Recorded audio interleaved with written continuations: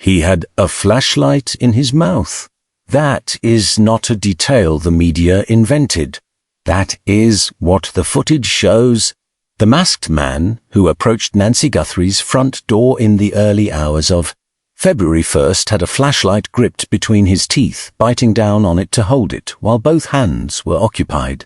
One covering the camera lens with a gloved palm, the other gathering shrubbery from a nearby plant to prop in front of the device and block the view more completely. He was masked. He was gloved. He had planned this carefully enough to carry a backpack full of materials and a firearm in an unusual holster position. He had taken every precaution that someone who understood the technology would take to eliminate the evidence of his presence. And then he put a flashlight in his mouth. CeCe Moore, the chief genetic genealogist at Parabon Nanolabs, the scientist who has helped law enforcement solve more than 300 cold cases using DNA evidence, looked at that footage and said something in an interview with NewsNation published on April 12, 2026, that the broader coverage has not processed with the weight it deserves. She said that saliva is the most likely remaining source of the suspect's DNA in this investigation. She said the bite flashlight is the specific object she believes is the most probable carrier of that saliva.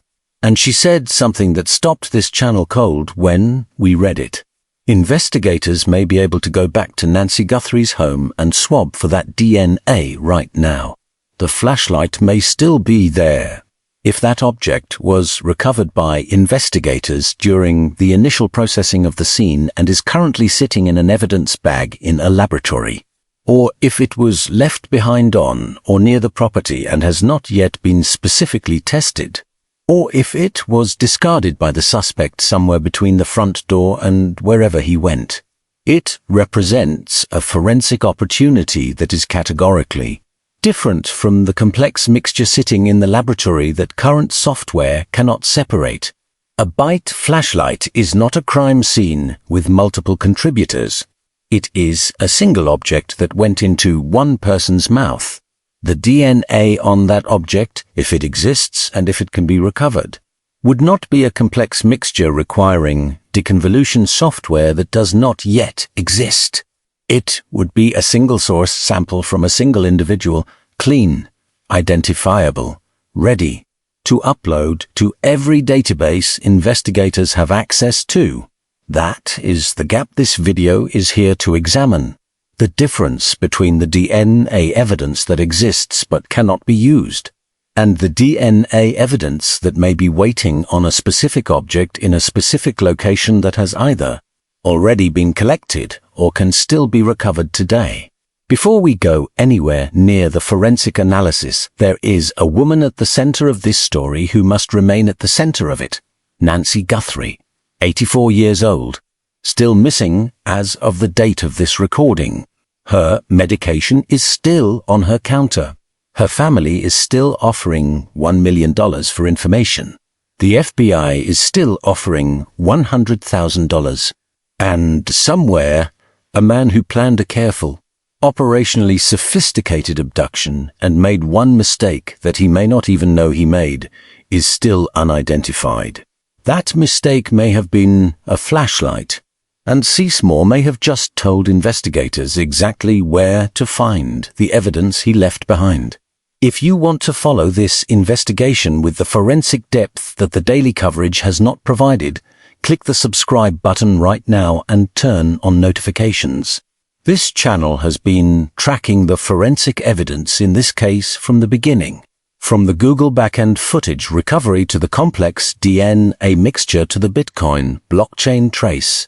Today, we connect the thread that those 3 videos were building toward. New analysis every time the record moves.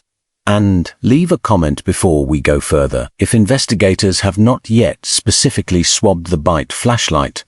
What does that tell you about how the initial crime scene processing was conducted? Tell me about. Let's start with what the footage actually shows, because this is the detail that most coverage described without fully analyzing. When the FBI released the doorbell camera footage recovered from Google's backend systems in February, The image that became iconic was the masked figure in the black ski mask, black gloves, black 25-liter Ozark Trail backpack, approaching the front door of Nancy Guthrie's home.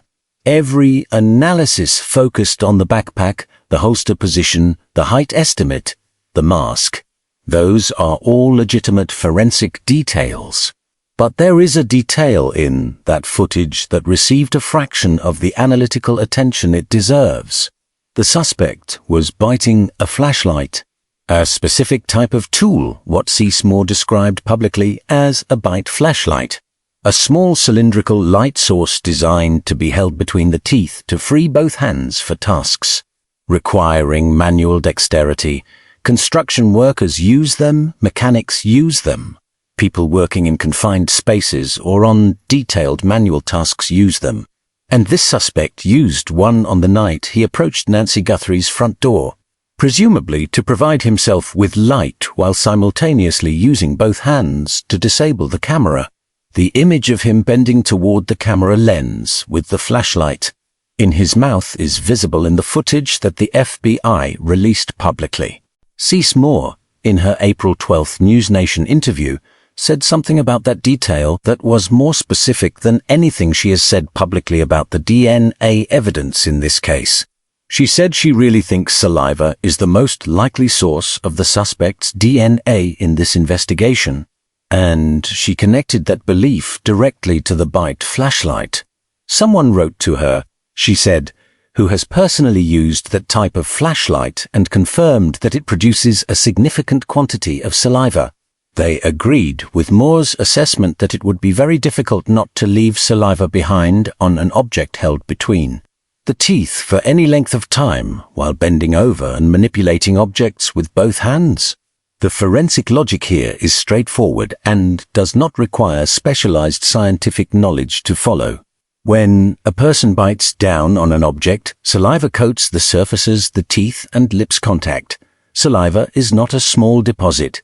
The human mouth produces between 0.5 and 1.5 liters of saliva per day. Every physical action, swallowing, bending, straining, causes additional saliva production and transfer. An object gripped between the teeth while the person is physically active, bending toward a camera, using both hands, focusing on a task that requires concentration, will be coated with saliva. That saliva contains epithelial cells shed from the lining of the mouth. Those cells contain nuclear DNA. That DNA, deposited on a single object by a single person, would not be a complex mixture. It would be a single source profile from the only person whose mouth contacted that object. This is the forensic opportunity that Moore is describing, not a theoretical possibility, not a long shot. A specific object that a specific person put in their mouth, and whose DNA would therefore be on that object in a form that is categorically easier to process than the mixed sample currently locked in the laboratory. The question is where the flashlight is now. There are 3 possible answers to that question, and each has different implications for the investigation. The first possibility is that the flashlight was recovered during the initial processing of Nancy Guthrie's home and is currently in the custody of the Pima County Sheriff's Department or the FBI. If that is the case, it should already have been tested. But CeCe Moore's public call on April 12th for investigators to return to the home suggests that either the flashlight has not yet been specifically prioritized for DNA testing, or that the results of any testing done so far have not produced a clean profile from it, or that Moore is not aware of what was and was not swabbed during the initial investigation. Her statement that it is hard to know what they have already collected and that crime scene investigators sometimes miss key evidence because DNA is invisible to the eye was not the statement of someone who knows the flashlight has been tested. It was the statement of someone who believes it should be tested and is not certain that it has been. The second possibility is that the flashlight was dropped or discarded by the suspect somewhere on or near the property and has not yet been specifically collected as evidence. This is less likely given the extensive crime scene processing that occurred in the weeks following the disappearance. But it is not impossible. CeCe Moore noted that crime scene investigators had collected what she estimated could be dozens or hundreds of swabs from the home. The challenge is that most DNA is invisible. You cannot see saliva on a surface, a small cylindrical object left somewhere on the property or its immediate perimeter. Not obviously connected to the crime scene in the initial sweep, could have been overlooked. The third possibility is that the suspect took the flashlight with him when he left. If he was disciplined enough to remove the Ring camera from the wall, he may have been disciplined enough to retrieve the flashlight. But here is the counter-argument to that possibility. And it is the argument that makes Moore's suggestion worth taking extremely seriously. He did not know the footage would survive. He did not know that Google's backend systems would retain the footage from a camera with no active subscription, on a device he had physically removed for more than 10 days after he left. He did not know that the FBI would partner with Google engineers to reconstruct that footage from processing artifacts in distributed servers. If he did not know the footage existed, he may not have realized anyone had seen the flashlight in his mouth. If he did not realize anyone had seen it, he may not have prioritized retrieving it. This is the pattern this series has documented across multiple angles. He knew enough to act. He did not know enough to account for every consequence of his actions. He did not know about lazy deletion. He did not know that Bitcoin's public blockchain permanently records every transaction. He may not have known that the footage of him biting the flashlight would be preserved and released to the world. And if he did not know the footage survived, he may not have prioritized accounting for the one object in this entire crime scene that could have contained his DNA in the simplest, most processable form possible. Now let us talk about why this forensic opportunity is not just significant but potentially transformative for the direction of this investigation, and why CeCe Moore's call for investigators to return to the home deserves to be treated as the most actionable forensic suggestion that has been made publicly in this case. The complex DNA mixture sitting in the laboratory is a problem defined by its complexity, multiple contributors, overlapping profiles, deconvolution software that does not currently exist in the form required to separate them. Sheriff Nonos said the timeline could extend to a year. Moore confirmed the software does not exist. The investigation is waiting for science to advance. That is the forensic picture as of the last 2 months. A clean saliva sample from a bite flashlight is an entirely different forensic picture, single contributor, clear source. No deconvolution required. The laboratory process would be the same process that produced results in the Golden State Killer case, in the Brian Koberger identification, in the hundreds of cold cases that CeCe Moore and her colleagues at Parabon Nanolabs have solved using investigative genetic genealogy. Upload the profile to GEDmatch and Family Tree DNA. Build a family tree from any matches found. Use genealogical research to identify the individual.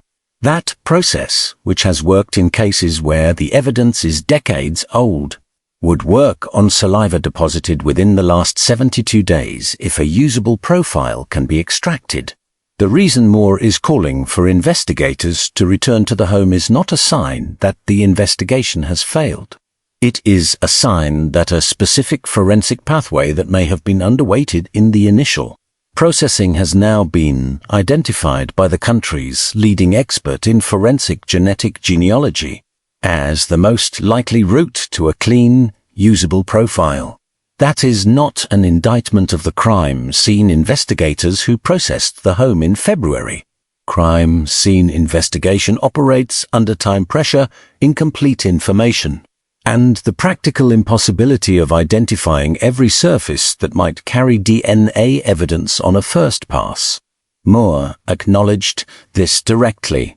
She praised the investigators working this case. She said if they are struggling with the current sample, it tells her the sample is genuinely difficult because they are very good at what they do. Her call to return to the home is not criticism. It is the natural evolution of forensic analysis as new information. Specifically, the footage and the identification of the bite flashlight becomes available. There is a parallel forensic question that Moore raised in the same interview that compounds the significance of the bite flashlight. She noted that investigators took dozens or possibly hundreds of swabs from the home during initial processing. She noted that they may still be working through the analysis of those swabs. She noted that it is possible some of those swabs contain usable profiles that have not yet been analyzed. And she noted that the right object to swab is sometimes not obvious, that crime scene investigators rely on trained intuition to identify the surfaces most likely to carry DNA evidence, and that intuition does not always produce a perfect first pass. That observation has a specific implication in this case. The footage of the bite flashlight was not available to crime scene investigators on February 1st or in the days immediately following. The footage was recovered from Google's backend systems on February 10th, 9 days after the disappearance. By the time the footage was available and the image of the suspect biting the flashlight was visible to investigators, the initial swabbing of the crime scene had already been conducted. The crime scene investigators who performed that initial swabbing may not have had the benefit of seeing the footage before they decided which surfaces to prioritize. And if they did not know about the bite flashlight when they processed the scene, they would not have specifically targeted any surface or object connected to it for priority swabbing. This is not a failure. This is the sequence of a complex investigation where evidence arrives in stages and each new piece of information reshapes what the prior evidence means. The footage arrived after the initial swabbing. The footage revealed the bite flashlight. CeCe Moore connected the bite flashlight to saliva as the most likely DNA source.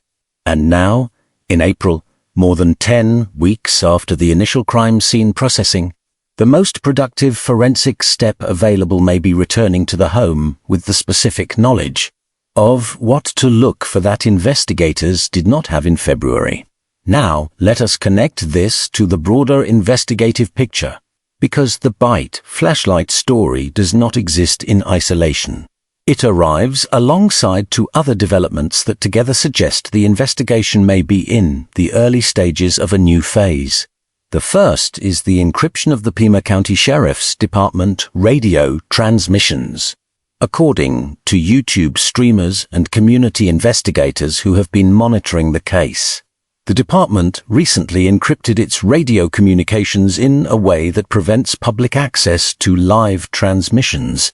Former NYPD Detective David Sarney confirmed publicly that the timing of this decision raises transparency questions, while also acknowledging that encryption of police radio has legitimate operational justifications, particularly in cases where criminal actors might use public access to radio communications to monitor law enforcement movement. Sarney said Pima County needs to be more transparent about why this change was made, especially given the ongoing high-profile investigation. The encryption could mean several things. It could be standard policy update unrelated to the Guthrie case. It could reflect a sensitivity around an operational development in the investigation that investigators do not want broadcast publicly in real time, or it could indicate that investigators are preparing to execute a specific action, a search, a surveillance operation, a warrant that requires operational security. Any of those explanations is consistent with the facts as currently known. What is notable is the timing. The encryption was noted by community investigators in the days following CeCe Moore's public call to return to the home. The two events may be entirely unrelated, Or they may be the first visible signs that the investigation has entered a phase where the public-facing silence masks operational activity. The second development is the emergence of what legal expert Chad Cummings described as competing realities in this case. In analysis published on April 10th, Cummings noted that Savannah Guthrie and Sheriff Nanos are, in his assessment, not telling the same story. Savannah believes this is a targeted kidnapping for ransom connected to her public profile as a national news anchor. Her brother Cameron had that theory from the first moments after the disappearance. As Savannah confirmed in her March interview with Hoda Kotb, the family's public response to the ransom notes, their stated willingness to pay, and Savannah's direct address to the kidnapper in the February 7th Instagram video are all consistent with that frame. Nanos has suggested something different. He has said publicly that the kidnapping was targeted but has not confirmed the ransom theory as the primary motive. He has warned that whoever did this may strike again, which implies a perpetrator whose behavior is driven by factors beyond a single ransom objective. And former Orange County prosecutor Matt Murphy, who analyzed the case publicly on the Professor Joe Explains YouTube channel in April, said he would bet everything that the kidnapper is a known repeat offender already in the Pima County jail system, possibly someone released under a lenient program. Murphy pointed to specific operational characteristics of the crime. The interior of the home described as immaculate with no signs of struggle inside. The level of pre-operational planning visible in the footage. And the familiarity with the property that the approach suggests, as consistent with someone who has experience with criminal operations rather than an amateur acting on impulse. These two frameworks, the ransom theory and the career criminal theory, are not necessarily incompatible. A career criminal could conduct a kidnapping for ransom, but they point to different suspect profiles, different investigative priorities, and different interpretations of the evidence. And the fact that the two most prominent public voices in this case, the sheriff leading the investigation and the daughter of the missing woman, appear to be operating from different frameworks about what this crime was, is itself a data point about the state of the investigation. The bite flashlight sits at the intersection of all three of these developments. If Moore's assessment is correct and saliva from that object could produce a clean DNA profile, the results of that analysis would speak directly to all three frameworks simultaneously. A career criminal with a prior record would likely already be in CODIS, the National Criminal Database, and a clean profile match would produce a name immediately. A kidnapper connected to Savannah Guthrie's public profile might have left other digital or physical traces that investigators could connect to a clean DNA profile through investigative genealogy, and whatever that profile reveals about the perpetrator's background. It would provide the factual foundation that has been missing from the competing narratives. There is one more element of the bite flashlight story that has not been discussed in any coverage of this case and that this channel believes deserves specific attention. CeCe Moore made her call for investigators to return to the home on April 12th and simultaneously said something that directly responded to a question this channel's prior analysis raised. In our last video, we examined the complex DNA mixture and noted that Moore had called for the public to upload their DNA data to GEDmatch and Family Tree DNA to expand the searchable database. That call, made publicly in March, assumes that the complex mixture will eventually be deconvoluted into a usable profile. It is a long-term strategy. The bite flashlight swab, if it produces a clean profile, is a short-term strategy that could produce results in days or weeks rather than months. What this means is that the two strategies Moore has publicly advocated are not alternatives. They are parallel tracks. Upload your DNA to GEDmatch in case the mixture eventually yields a profile that needs family matching. and return to the home to find the object that might already hold the clean profile that bypasses the mixture problem entirely. Both tracks are active. Both tracks need public engagement, and the Byte flashlight track is the one that is most immediately actionable for investigators right now. Let us also address the question that the community has been circling but that has not been put on the record in the way this case requires. The Byte flashlight was visible in footage released publicly by the FBI. That footage was viewed by millions of people. It was analyzed by forensic experts on television. CeCe Moore herself had been following this case for weeks before April 12th. The question her April 12th statement raises implicitly is, why was the Byte flashlight not publicly identified as a priority DNA target weeks ago? There are three possible answers. The first is that it was identified as a priority target and has already been tested, and the results either produced no usable profile or produced a profile that is currently being processed through investigative genealogy without public announcement. That would be good news for the investigation and would explain the lack of public discussion.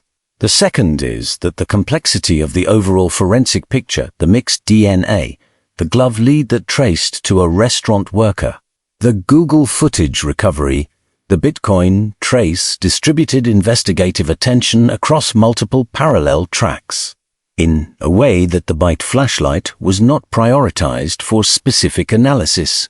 That would be consistent with how large, complex investigations operate under resource pressure even when those resources are substantial. The third is that the flashlight was not recovered from the scene, either because the suspect took it or because it was not identified and collected during the initial processing. And Moore's call to return to the home reflects her belief that there may still be residual trace evidence connected to the flashlight on surfaces near where it was held. Any of those three answers is plausible. None of them can be confirmed from publicly available information. What can be confirmed is that CeCe Moore, the most credentialed forensic genetic genealogist who has spoken publicly about this case, said publicly on April 12th that investigators should return to the home specifically to look for saliva evidence connected to the Byte flashlight. That is a public statement from a named, credentialed expert that has not received the analytical attention it deserves.